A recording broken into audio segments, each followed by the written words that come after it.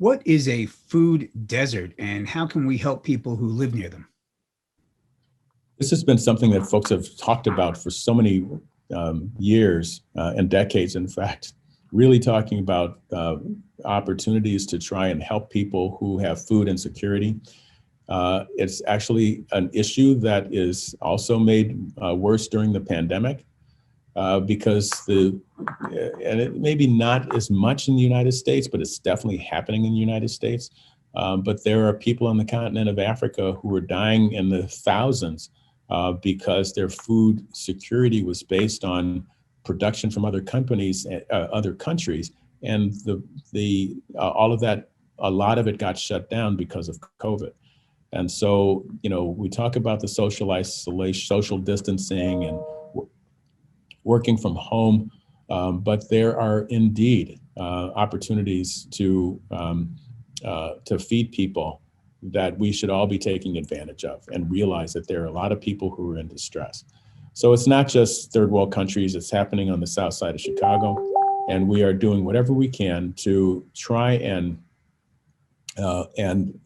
set up food banks and contribute to those food banks. And the food deserts that have been here before COVID, a lot of them have actually been taken care of with major corporations going into neighborhoods, and people don't have to get on the bus and go for 10 miles to get to a decent grocery store as much as they did in the past, because people have been talking about it. But food insecurity is happening all over the place, including in the United States. What should I tell my friends when they ask me where I get my calcium from? So it turns out that the concern about calcium has been overblown a bit.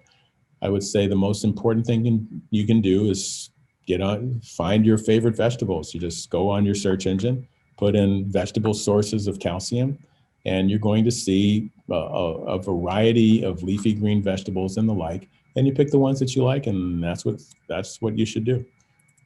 My concern as a cardiologist is that there were publications going back about 5 years saying that if you are a woman and you're older and you're taking a calcium pill, that it increased heart attacks.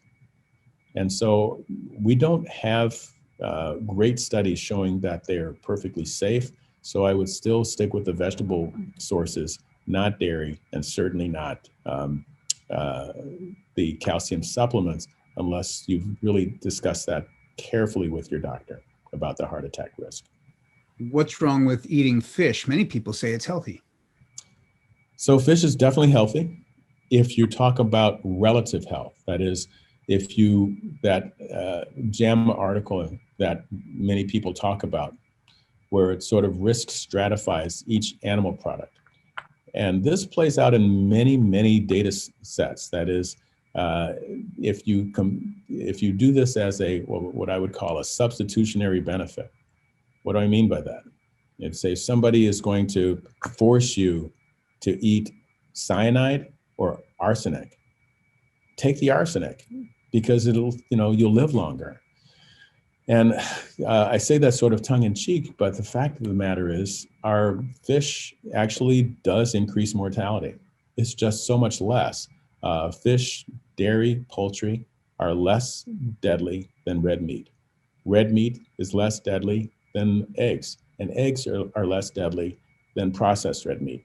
So if you have someone who is going to have bacon and eggs, and you decide, okay, well, one group is going to get both, one group is going to get the bacon only, and the other one's going to get eggs, well, the eggs is going to actually do better, even though it's very damaging.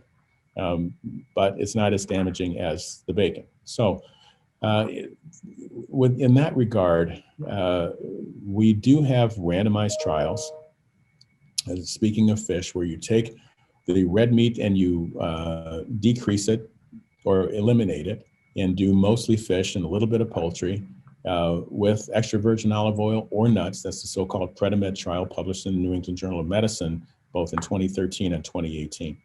And what was very clear is that you decrease heart attack, stroke, and death by about 30%. So what's the problem with fish then, if it's such a good substitute? And that is, if you look at that article, and I encourage everyone to look up the PREDIMED trial, what you'll see is that that combined endpoint of heart attack, stroke, and death was actually an addition of no benefit on top of a big benefit in stroke. That is, people did not have less heart attacks. They did not have less cardiovascular death, and they didn't have less all-cause death. But they did have a reduction in stroke. So and I've had patients seriously look me in the eye and tell me, I don't mind dying, I don't mind having a heart attack, but anything to avoid a stroke. Well, if that's the attitude that you don't want to live longer, you just want to have a stroke, then the Mediterranean diet, according to that randomized trial, will actually be good for you. Which nutritional supplements do you recommend that everyone take? There are a lot of nutritional supplements out there, and the data supporting them is minimal. If you look on the labels, most of them will tell you that they've not been evaluated by the FDA, and they're not for reducing any disease. Well, the one exception to that would be B12, because everybody needs B12 in order to keep your neurologic and hematologic systems intact. And when you look at the data very carefully of where does the B12 come from? Well, it's actually bacteria in the soil. So you have three choices. You can eat the dirt, which I prefer not to do. You can eat an animal that ate the dirt, and based on everything we've been discussing, that would have some really negative outcomes. Or we can just take a supplement. And so that's the way I'm doing it. And I think most people should do the same. Do we spend a lot of money on supplements that are worthless? Yeah, it's about $21 billion annually on worthless supplements. And I would love to see some of those supplement companies who are taking a piece of that money and actually do randomized trials and see if they actually are helpful. And, there's a handful of them, such as berberine, bergamot, amla, which is Indian gooseberry. There are a handful of them that do have randomized trials showing improvement in cholesterol, specifically for those three. But what I'd like to see is that it reduces cholesterol and improves outcomes, and they don't have that kind of data. So I would say let's set a high standard for taking supplements and make sure that our over-the-counter markets are, used wisely, because you could take $21 billion and pay for all the schooling of poor people, and our society would be way better off. Do you recommend eating the new vegan burgers and other similar burgers that are made from a variety of pea and similar proteins? So I don't have much of a problem with the processing if you don't do anything terrible to it.